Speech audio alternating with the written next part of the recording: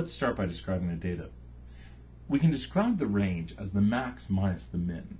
With this in mind, we have 6763 and 5125 as the max and the min respectively. So let's go ahead and do 6763, which is the max, minus 5125. This gets us the range of the data, which is 1638. Next, we're looking at the IQR. And it doesn't ask for the IQR, it just wants you to understand the concept here, that the central 50% is the IQR.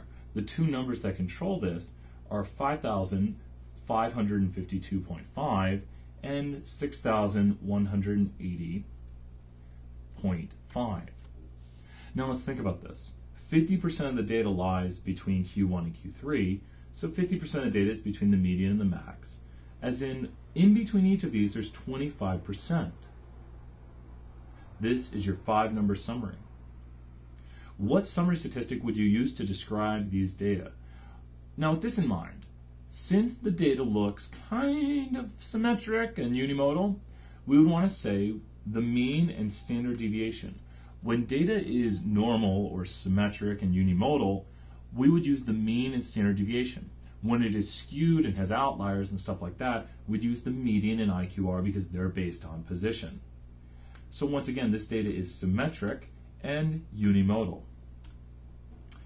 The center of the data, since we chose the above option, is 5,895.6 as obtained from the mean over here, and the standard deviation is 400.57. Going on to the next question, we see that the concept here is what does a histogram tell us versus a box and whisker plot, sometimes just abbreviated to box plot.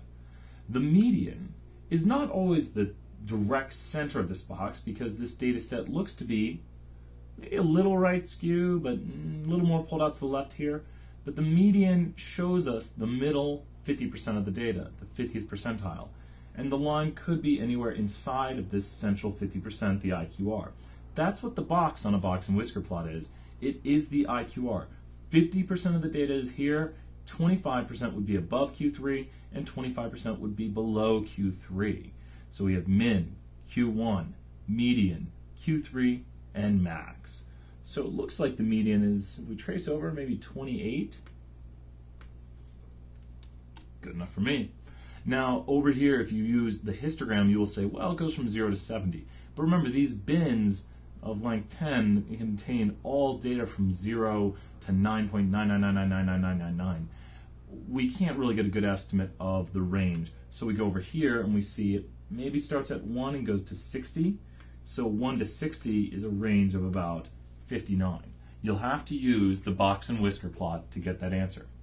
The shape of the histogram is definitely bimodal. Definitely right there. Going on to the next question, why is this? Well, cereals tend to be either healthy or sugary. No one wants Wheaties with extra sugar, so we see what's going on there. Going on to this question right here, I would use jump. We can get a good idea of what's going on here, but you kind of can really knock this question out of the park by using jump. So let's go ahead and describe the shape. I'm going to go to make tab delimited copy, always go to the bottom, and now I'm going to go into jump, and I'm going to use command new, which brings up file new data table. You can use command new or control new depending on Mac or PC. Let's go ahead and expand this a little bit.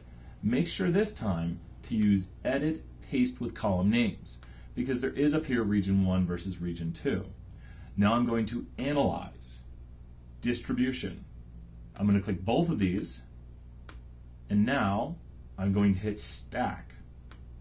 Another thing I can do is uniform scaling.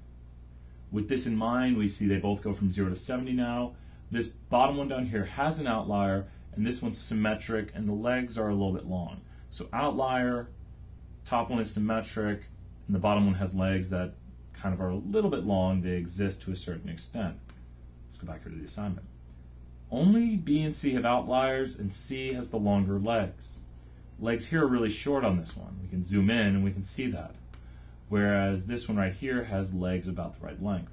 You might have to check out a little bit more, but be careful. Look for the outlier. Look for the length of the legs. Don't be tricked by it. Be very careful. Going on further, we see region 1 is more tightly clustered. Region 1 is unimodal, hence it has one mode over there. Let's click again, and it says region 2 is bimodal, and they are fairly symmetric.